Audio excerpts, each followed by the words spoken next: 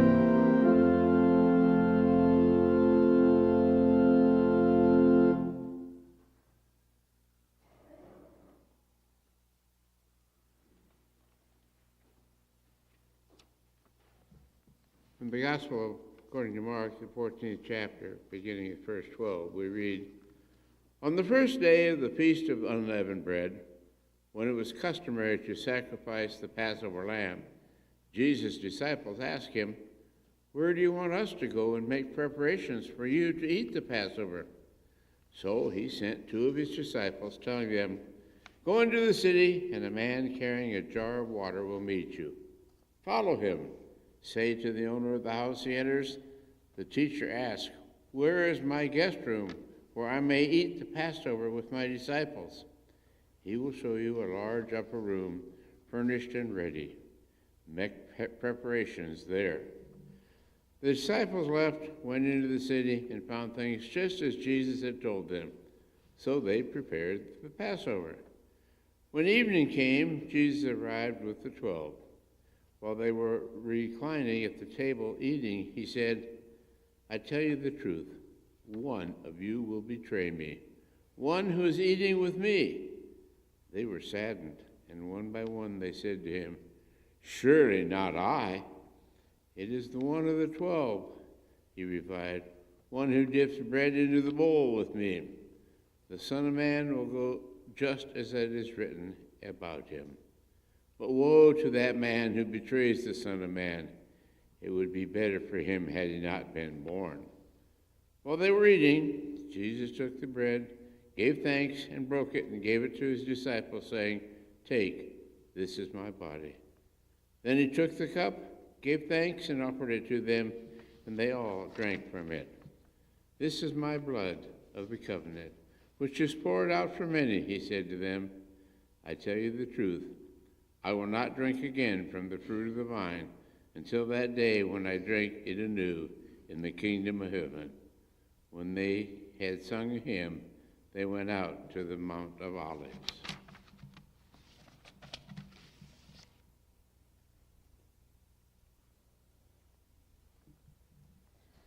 Tonight's skit takes place during the Passover Supper, or Last Supper. We're going to learn a little about this special meal. Can you do the first picture? We have some pictures to go with this. At the Passover supper, the main dish would be roasted lamb, representing the sacrifice of the lamb in Exodus to save the Israelites. They would also have unleavened bread, called matzo, which is pita-style bread or crackers, representing the hasty exit from Egypt. They would have bitter herbs like horseradish or chicory, eaten to symbolize the bitterness of slavery. And they would have wine consumed in 4 specific cups, often mixed with water. The meal also included a thick fruit nut paste called cheroset, made out of chopped dates, nuts, apples, and wine, symbolizing the mortar used by slaves. They might have also had fish sauce or stewed fish to eat, as that was a staple in that region. Other potential items include olives and seasonal fresh or dried vegetables like lentils, cucumbers, or lettuce. The meal would not have included dairy, as it was a traditional Passover Cedar meal, and they had a rule about separating meat and dairy. Jesus broke the bread and blessed the wine, telling his apostles that the bread was his body and the wine was his blood, laying the basis for the communion that we have today. You know that famous European painting of the Last Supper, and they're sitting at chairs around a table. And that was just kind of from that person's point of view, from the European perspective. But people actually would, at that time, not sit at a table with chairs. The people reclined on couches around a low table. The basic rule was the host would recline at the head of the table, and his guests would be arranged according to either their esteem or closeness. And it was usually John who would sit next to Jesus. They were the closest. The people would support themselves with their left hand and eat with their right hand. And there's a couple, Noah, can you show the next ones too?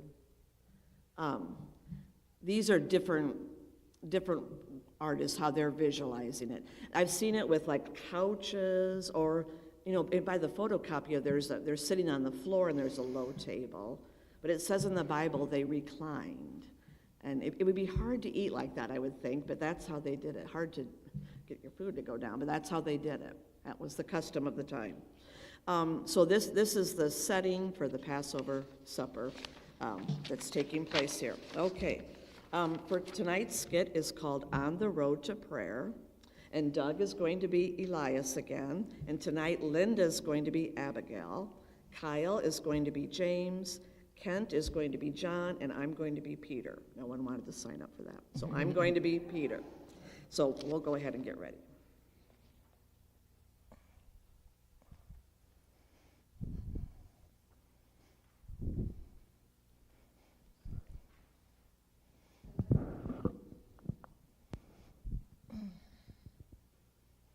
Abigail, come inside. They will not wait the Cedar for you. I'll be in when I'm ready. I am not concerned whether they will start without me or not. I can barely believe what I'm hearing. This from the woman who never misses a single requirement of the Passover law? How can I pay attention to any law when he is right upstairs? Can you believe our good fortune? I could not have dreamed that he would rent out the upper room from our friends. I tell you, Elias, We are destined to follow this man. Your passion for Jesus exceeds my own, an occurrence I would not have thought possible only a few days ago. But standing out here will not bring you any closer to Jesus. He is enjoying Passover with his friends and family. I implore you to do the same. Come, please come in and join us for the meal. Of course, you are right. There will be no teaching tonight. I will have to wait until tomorrow to see him, and the next day, and the next. There will be plenty of opportunities to learn at the feet of the Master, to learn at the Master's feet. I mustn't be rude to our hosts on his account. I'm certain he would not want that. He may present a challenge to those in power, but I have never seen him be rude or insensitive to anyone. Come, I'm certain they have begun.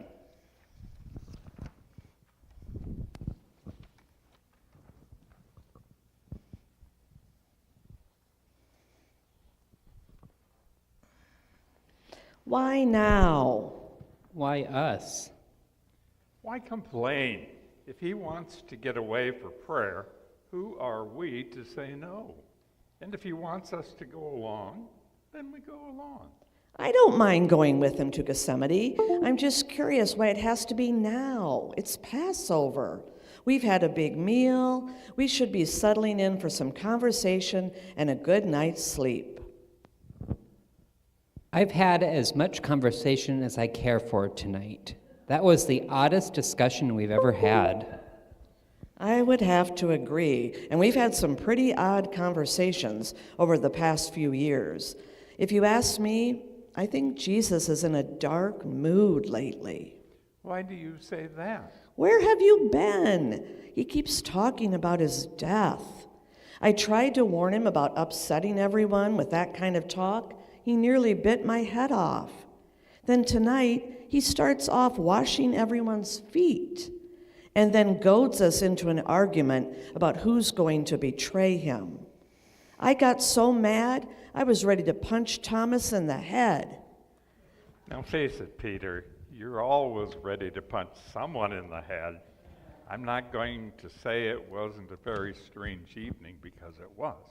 All that talk about this is my body, this is my blood, that was really pretty creepy. I couldn't figure out what he was talking about. And then the way Judas bolted from the room. Can you blame him? Jesus as much as accused him of betrayal right in front of all of us. I wouldn't be surprised if he never came back. I know they've had their differences, but that was awfully harsh. Judas has been trying to push Jesus into armed rebellion almost since the first day he joined us. I swear he doesn't listen. Jesus is never going to lead a revolt against Rome, and he certainly isn't going to buddy up with the church leaders. And what are you talking about, Peter? Yeah, Peter, he singled you out as the one who would deny him. He did not single me out. He said that all of us were going to run like scared sheep. I was the only one who stood up and declared my allegiance. How quickly they forget. We all declared our allegiance. You were the only one, he said, would deny him 3 times. Not only that, he said it would be tonight, before the rooster crows. That just goes to show you, he was talking out of his head. We're going for a little prayer session, and then it's back to the house and to bed. This night is almost over. We've fallen behind. He's almost to the garden. I hope this doesn't take too long. I'm ready to sleep right now.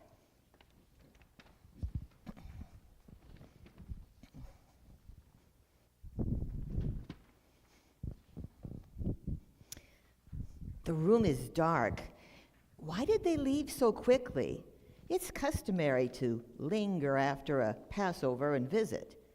There was some commotion, and one of his men left all by himself. I can't be certain, but it looked like the same man we saw coming out of the chief priest's residence the other day. I wish Elias had not put those thoughts of betrayal in my head. I have been looking around every corner for a conspiracy. That kind of thinking can make one very suspicious. No matter. Jesus is safe for now.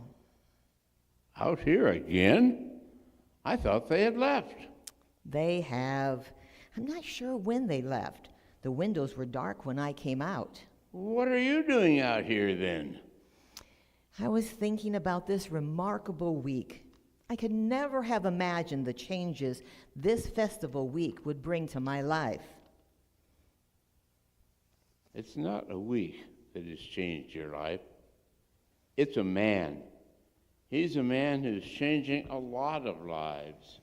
I know. I was just thinking how glad I am to know that he is safe. What makes you so sure he's safe?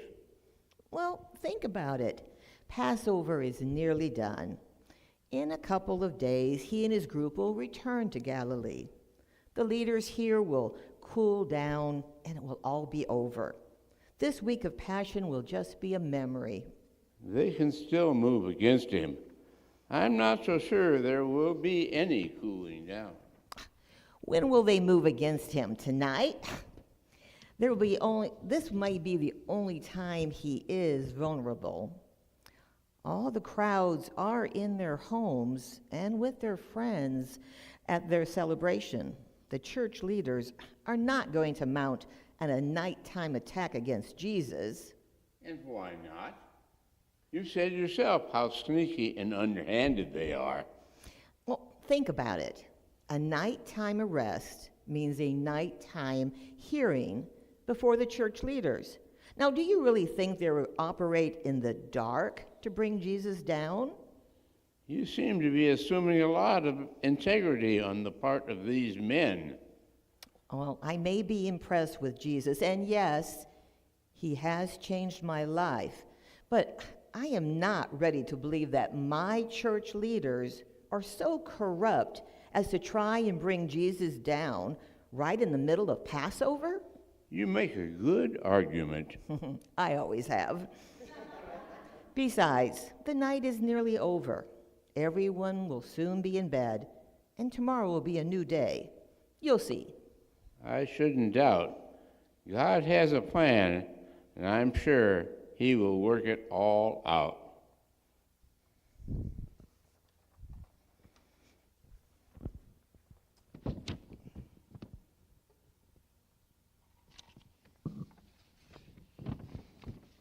And again from Mark.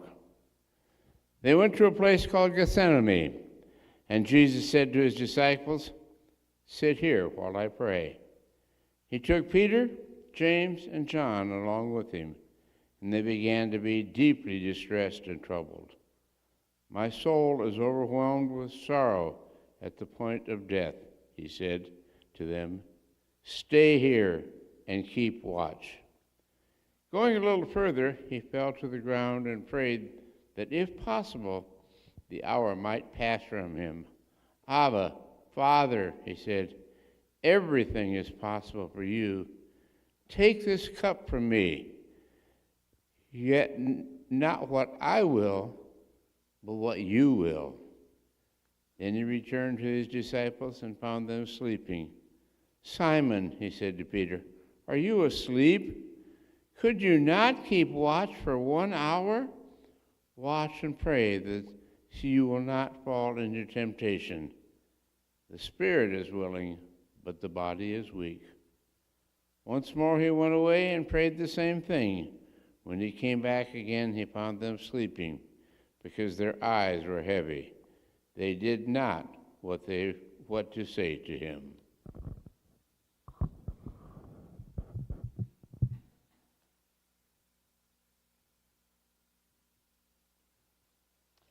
I hope you've enjoyed seeing how Elias and Abigail characters, how they were changed during these events that happened in the last week of Jesus' life. And it impacted both of them greatly, and how it changed both their lives. And you know what happens next in the story. We're going to have Hudson go ahead and play a song, and we'll do our prayers in the basket.